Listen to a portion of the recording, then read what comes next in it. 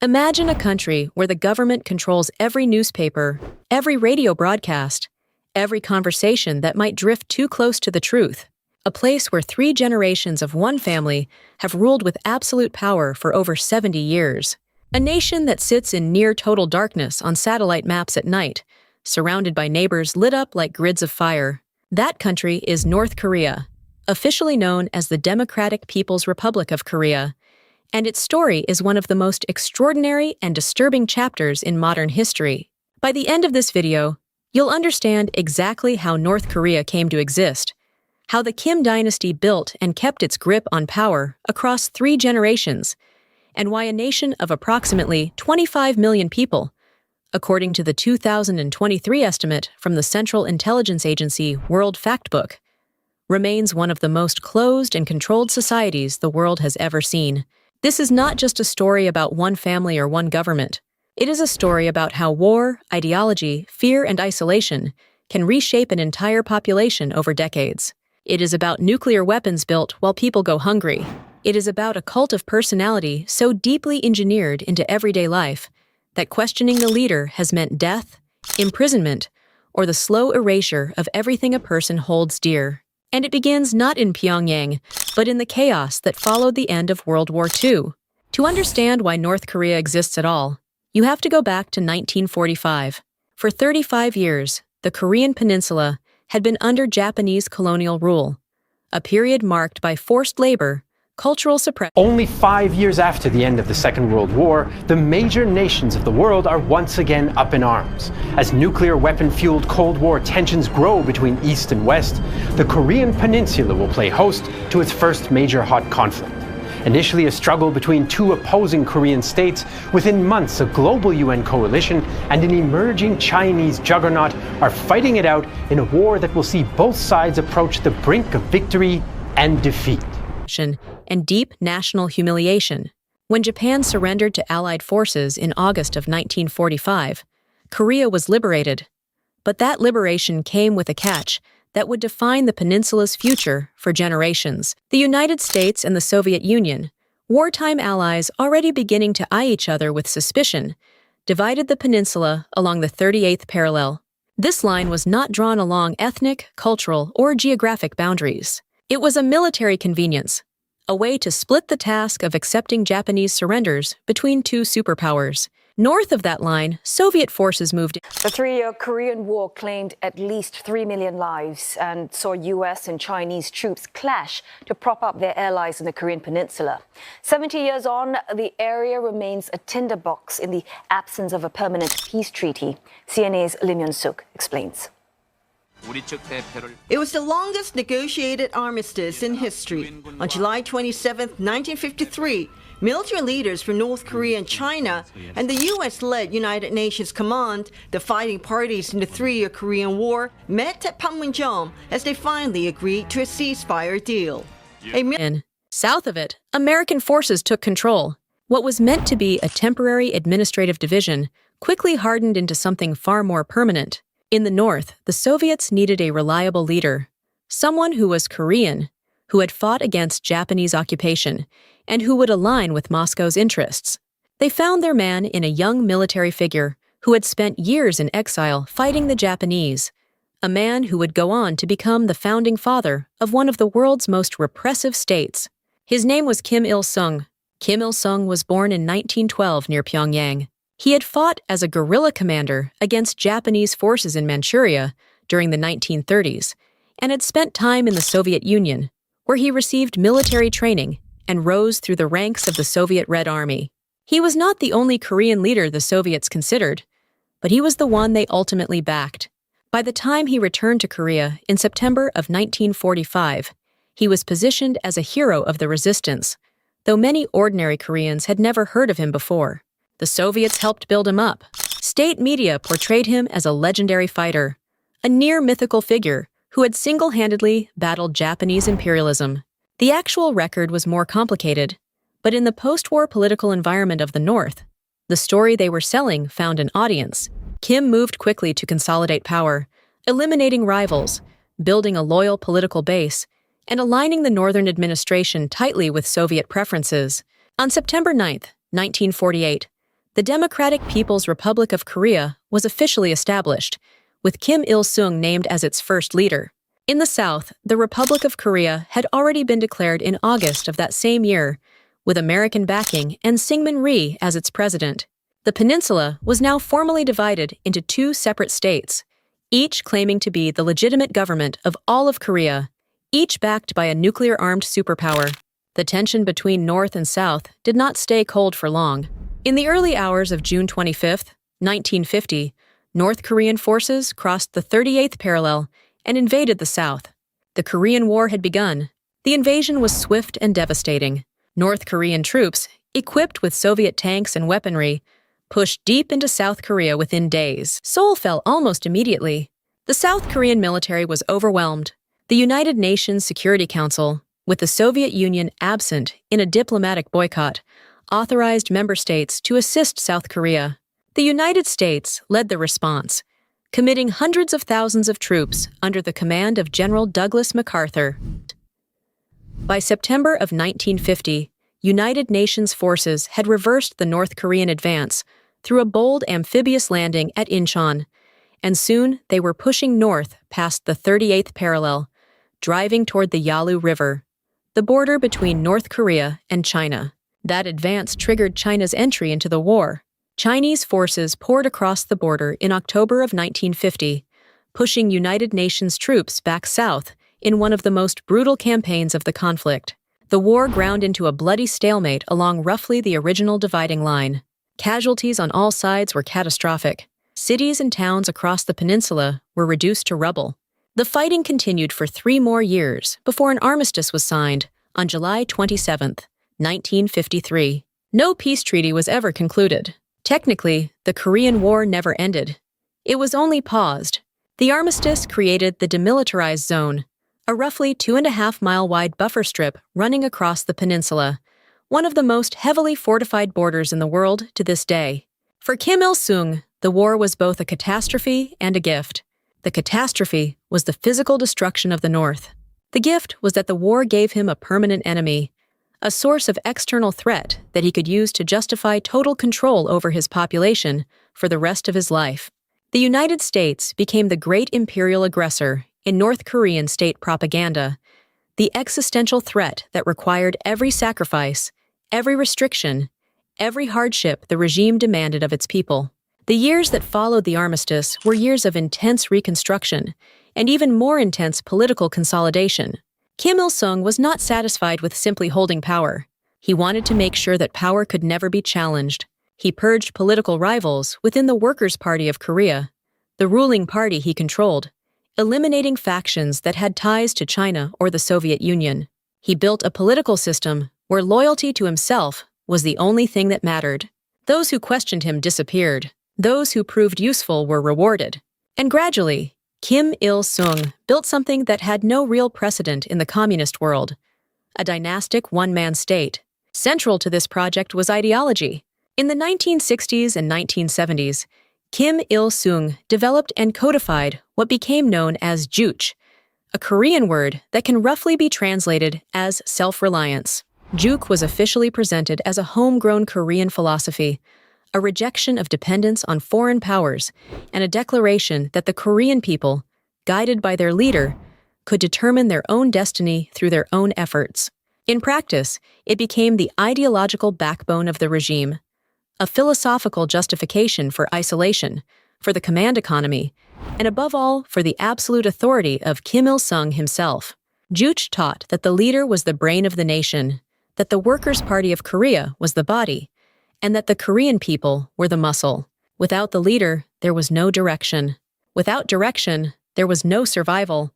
It was a tidy ideological circle that placed Kim Il-sung at the literal center of national existence. The cult of personality that grew around him was staggering in its scale. Portraits of Kim Il-sung appeared in every home, every classroom, every workplace, not as a matter of personal choice, but as a requirement. Well, following the Secretary of State, Mike Pompeo, saying that nuclear negotiations with North Korea will resume quickly, Well, President Trump and Kim Jong Un, we know, of course, ended that deal, their meeting without a deal. But Trump said that he walked away because the two sides are just too far away right now. And what the Wall Street Journal, by the way, is calling the tweet of the day. Check this out. Gordon Chang wrote, Trump, by walking away from a bad nuke deal with Kim Jong Un, will freak out Xi Jinping. Statues were erected across the country. Every citizen was required to wear a pin bearing his image over their heart. Official biographies credited him with extraordinary feats, and the mythology woven around him presented him as not just a political leader, but as a near-divine figure, the eternal father of the Korean nation. North Korea also established a brutal system of political classification during this period. The entire population was sorted into a hierarchy of loyalty categories based on their political background, their family history, and their perceived reliability to the regime. Those at the top of the hierarchy received better housing, better food, better access to education and jobs. Those at the bottom were consigned to the margins of society, denied opportunities, and watched closely. It was a system designed to make loyalty to the state a matter of literal survival. And for those who crossed the line from disloyalty into active resistance, there was the camp system. North Korea operates a vast network of political prison camps, known as kwanliso, where people are sent not just for their own perceived crimes against the state, but sometimes for the crimes of their family members. The principle of guilt by association meant that if your grandfather had served in the South Korean military or expressed anti-regime views, you and your children could end up behind the wire. According to reporting widely cited by human rights organizations, between 80,000 and 120,000 people are held in these camps at any given time. The conditions inside are reported to include forced labor, starvation rations, torture, and execution. This system of terror and control was built and perfected during Kim Il-sung's rule, and it did not loosen after his death. If anything, it deepened. Through the 1960s and 70s, North Korea's economy was not the catastrophe it would later become. The North actually had a more developed industrial base than the South at the time of the division, a legacy of Japanese investment in heavy industry during the colonial period. Soviet aid and Chinese support helped fund reconstruction after the Korean War. For a time, some analysts observed that North Korea's economic output kept rough pace with South Korea's. That would change dramatically. Kim Il-sung's command economy, in which the state controlled most aspects of production, became increasingly rigid and inefficient over time. Resources were poured into the military and into prestige projects rather than into the kind of agricultural and industrial development that might have improved ordinary lives. South Korea, meanwhile, with American support and a series of economic development programs, began its transformation into one of Asia's most powerful economies.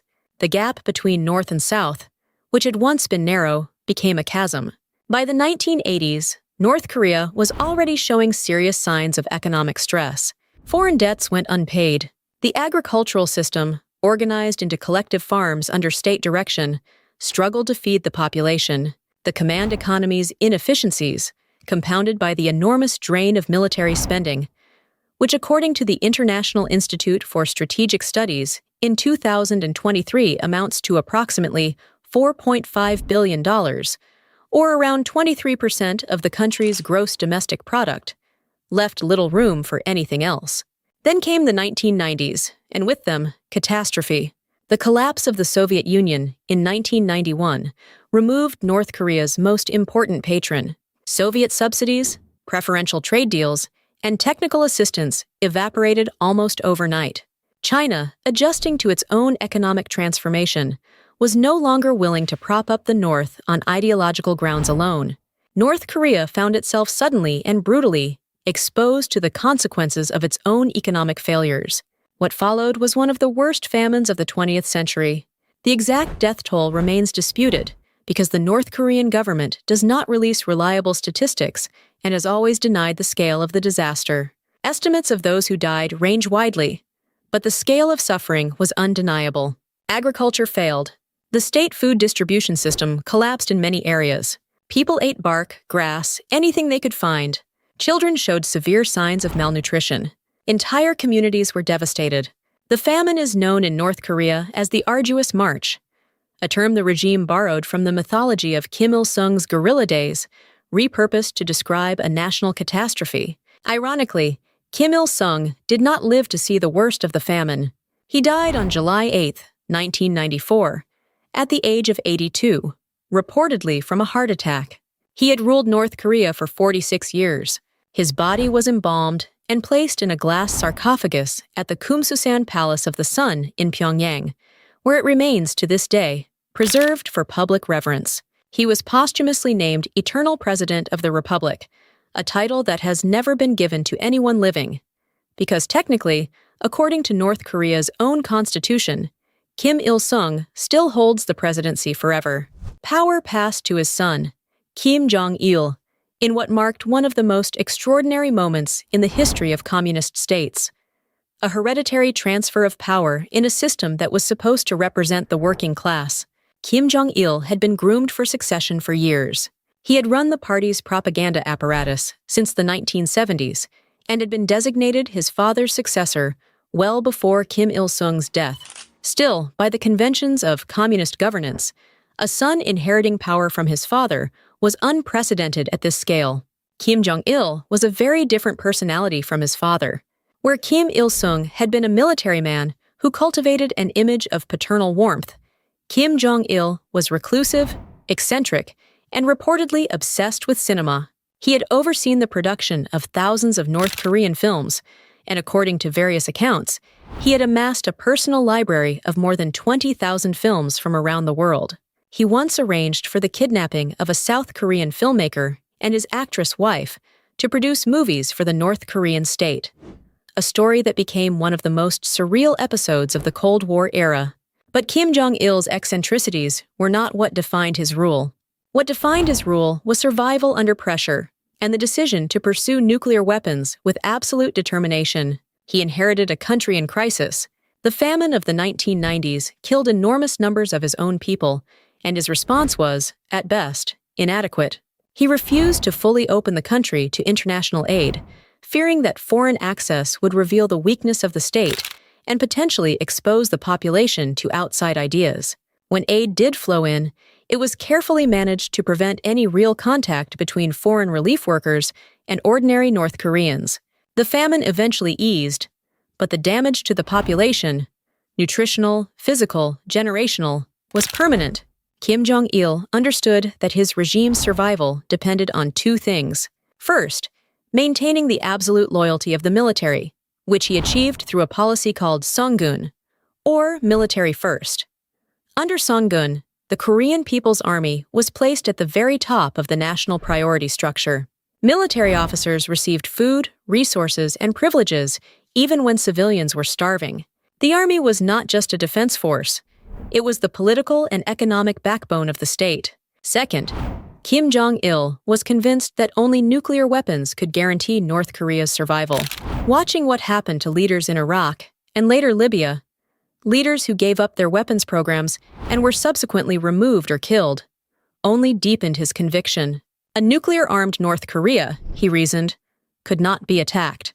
The United States might threaten, might sanction, might pressure, but it would never invade a country that could turn one of its cities to ash. North Korea's nuclear program had its roots in Soviet assistance from the 1950s and 1960s, but it accelerated dramatically under Kim Jong-il. North Korea withdrew from the Nuclear Non-Proliferation Treaty in 2003 and conducted its first nuclear test in 2006. The world reacted with sanctions and condemnation. Pyongyang responded with defiance. In between the confrontations, there were moments that suggested a different path was possible. In June of 2000, Kim Jong-il and South Korean President Kim Dae-jung held a historic summit in Pyongyang, the first meeting between the leaders of the two Koreas since the peninsula was divided. It produced a joint declaration, limited economic cooperation, including the Kaesong Industrial Complex, just north of the border, and a brief, fragile thaw in inter-Korean relations. Kim Dae-jung received the Nobel Peace Prize that year, partly for his sunshine policy of engagement toward the North. But the thaw did not last. North Korea's nuclear ambitions collided with American policy. Engagement was replaced by pressure. The Kaesong Industrial Complex was eventually shuttered. The cycle of provocation, negotiation, and breakdown that had become the defining rhythm of North Korea's relationship with the outside world, continued turning. Kim Jong-il died on December 17, 2011, reportedly from a heart attack while traveling by train.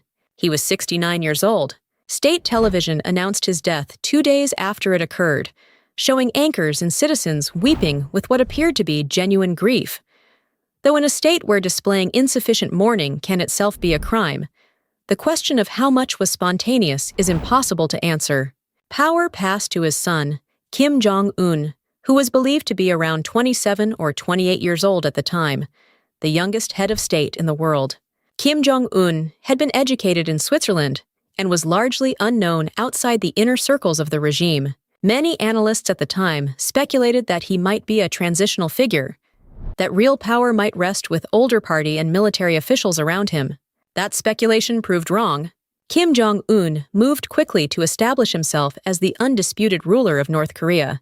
Within his first years in power, he executed his uncle, Jang Song-thaek, who had been considered one of the most powerful figures in the regime and a potential rival or power behind the throne. Jang was arrested at a Workers' Party meeting, publicly accused of treason and corruption, and executed in December of 2013.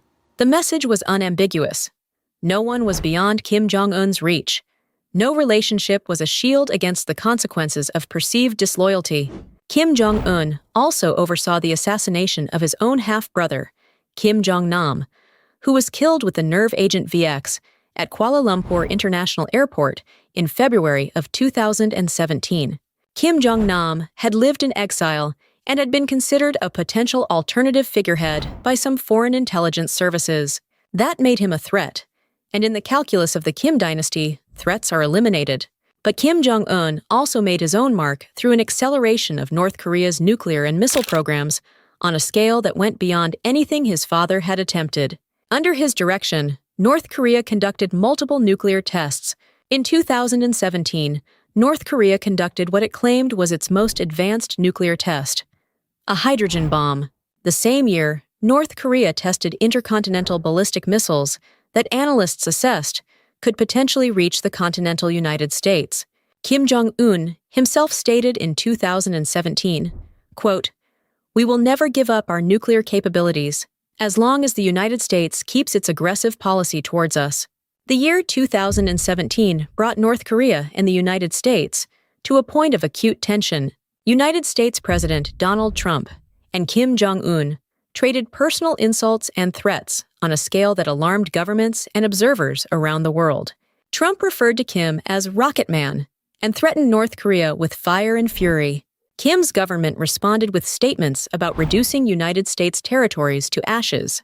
The possibility of military conflict felt closer than it had in decades. And then, in one of the most stunning diplomatic reversals of the modern era, the hostility gave way to symmetry. In April of 2018, Kim Jong-un crossed the demilitarized zone into South Korea to meet with South Korean President Moon Jae-in, the first time a North Korean leader had set foot in the South since the end of the Korean War. The images of the two leaders shaking hands across a concrete border marker circled the globe.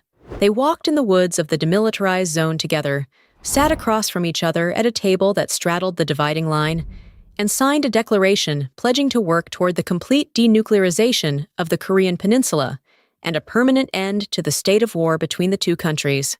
Weeks later, in June of 2018, Kim Jong-un met with Donald Trump in Singapore, the first ever meeting between a sitting United States president and a North Korean leader. It was historic in the most literal sense. Whether it produced anything of substance is a different question. The joint statement signed in Singapore was vague on specifics, and subsequent negotiations collapsed. A second summit in Hanoi in February of 2019 ended without an agreement, when the two sides could not bridge the gap between what North Korea was willing to give up and what the United States was willing to offer in return. The diplomatic window, which had briefly opened, closed again. North Korea resumed weapons testing. Sanctions remained in place. Kim Jong-un turned back toward confrontation as his primary strategy. One aspect of North Korea that requires understanding is its economic reality, because it explains so much about why the regime behaves the way it does and why ordinary North Koreans live the way they live. According to estimates from the Bank of Korea, North Korea's gross domestic product was approximately $28 billion as of 2021. To put that in perspective, that is smaller than the economy of the city of Honolulu, yet the country spends approximately 23% of that gross domestic product on its military, according to the International Institute for Strategic Studies' 2023 figures. That leaves almost nothing for meaningful investment in the welfare of ordinary citizens. The World Food Program estimated in 2021 that approximately 60% of North Korea's population lives in poverty. That means roughly 15 million of the country's approximately 25 million people do not have reliable access to food, clean water, or basic services. Children suffer from chronic malnutrition at rates that permanently affect their physical and cognitive development. The height gap between North and South Koreans, with South Koreans significantly taller on average, a direct result of decades of nutritional difference, has become a striking physical marker of what ideology, isolation, and misallocation of resources can do to a human population across generations. The command economy that Kim Il-sung built and his successors maintained is structured around state control of production, distribution, and prices. In theory, everyone works for the state.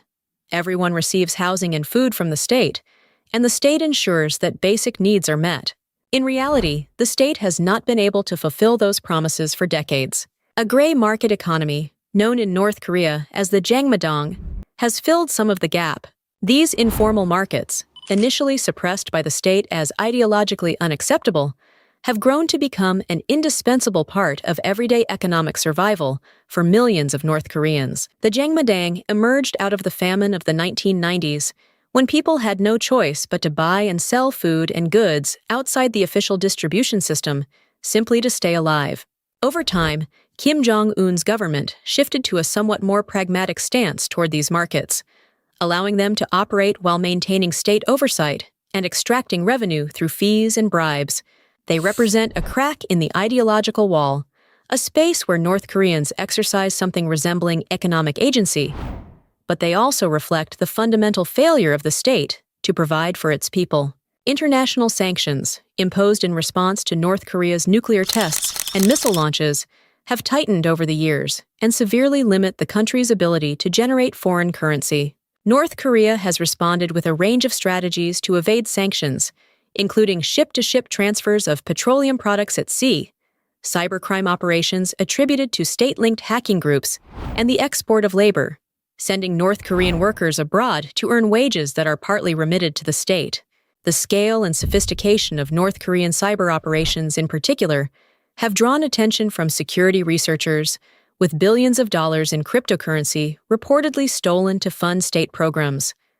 All of this, the nuclear weapons, the missiles, the sanctions evasion, the cyber operations, has to be understood against the backdrop of the regime's core strategic logic.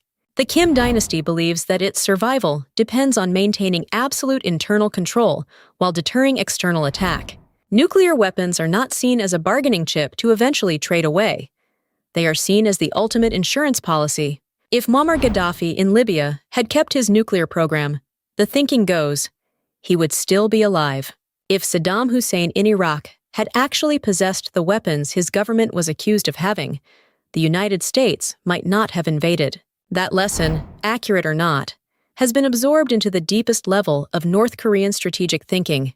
The country's relationship with China is the most important external relationship it has. China shares a long border with North Korea, has deep historical ties to the Korean peninsula, and has provided economic lifelines that have kept the North Korean state functioning through multiple crises. China does not want North Korea to collapse. A failed state on its border, with nuclear weapons and millions of refugees pouring across the Yalu River, is precisely the kind of chaos Beijing wants to avoid. And China does not want North Korea to be reunified under American influence, which is what a South Korean-led reunification would likely mean. At the same time, China has been irritated and embarrassed by North Korea's nuclear tests, and by the way Pyongyang's provocations have given the United States justification for building up its military presence in the region. The relationship is best described as one of mutual dependence, laced with mutual frustration. China cannot abandon North Korea, and North Korea cannot survive without China.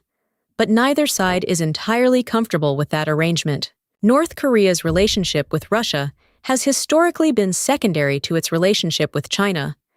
But in September of 2023, reports emerged of a significant meeting between Kim Jong Un and Russian President Vladimir Putin, with discussions reportedly focused on military cooperation.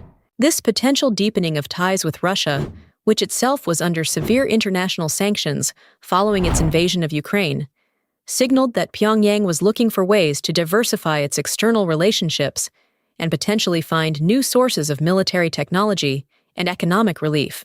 The exact nature and outcome of what was discussed has not been publicly confirmed in full detail, but the very occurrence of the meeting reflected a shifting geopolitical environment.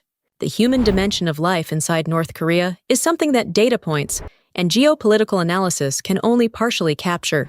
The country maintains a media system that is among the most tightly controlled in the world, with state television, radio, and print all serving as instruments of propaganda and ideological reinforcement. Access to foreign media is illegal and can result in severe punishment. The internet, as the rest of the world knows it, does not exist for ordinary North Koreans. Instead, there is an internal intranet called Kwangmyong, which contains only state-approved content. The cult of personality surrounding the Kim family is woven into every aspect of life. Children are taught from the earliest age that Kim Il-sung, Kim Jong-il, and Kim Jong Un are the greatest human beings who have ever lived or will ever live. School curricula present the leaders' lives as near miraculous. Songs about the leaders are learned before other subjects. Citizens are expected to treat portraits of the leaders with reverence. Stories circulate of people being punished for failing to rescue a portrait from a house fire. The system of political classification, established under Kim Il-sung, continues to determine life outcomes. Your family background, your perceived loyalty, and the behavior of your relatives can lift you up or condemn you regardless of your personal actions. Being born into a family that was classified as hostile can mean being denied access to universities, good jobs, or even residence in Pyongyang, which is the most privileged city in the country, reserved largely for those considered most loyal. Defectors who have left North Korea and spoken to researchers and journalists describe a society in which fear operates at multiple levels simultaneously. There is fear of the state, obviously, but there is also fear of neighbors, of colleagues, of even family members who might report suspicious behavior or comments to the authorities. The state encourages this mutual surveillance as a mechanism of control. In a society where everyone watches everyone else, dissent becomes almost impossible to organize because you can never be sure who is watching and who is reporting. The number of North Koreans who have managed to defect to South Korea over the decades provides a small but telling window into conditions inside the country. Most defectors travel through China, then through Southeast Asia, before eventually reaching South Korea. A dangerous journey that can take months or years, and that, if intercepted, results in repatriation and severe punishment. Defector accounts have been central to building the outside world's understanding of what daily life inside North Korea actually looks like. Of course, the picture they paint is disputed by the North Korean government, which insists that its people live in a socialist paradise under the loving guidance of the supreme leader. State media regularly produces footage of happy citizens, prosperous farms, and gleaming public buildings in Pyongyang. The capital is indeed a showcase. Wide boulevards, monumental architecture, well-stocked stores for the privileged class that lives there. But Pyongyang is not North Korea. It is North Korea's carefully curated face, designed for domestic propaganda and the rare foreign visitor. Outside the capital, the reality is far harsher. Rural areas in particular have suffered severely from agricultural failures, inadequate infrastructure, and the prioritization of military and state needs over civilian welfare. The World Food Programme's 2021 figures, showing 60% of the population in poverty, reflect conditions that are chronic, not temporary.